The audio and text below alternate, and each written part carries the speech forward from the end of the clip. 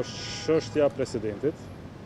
Pra, LDK ka kërkuar që presidentit propozohet nga Lidhja Demokratike e Kosovës, natyrisht që emrat të diskutohen me partnerin tonë, dhe këtë pikë nuk kemi pas dakordancë.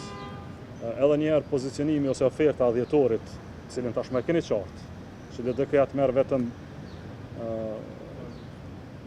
jo kryetarin e kuvendit, po zëvendës kryeministrin dhe disa ministri, nuk qëndron, nuk është e mjaftueshme, nuk është e dinjiteshme as për të zgjidhje për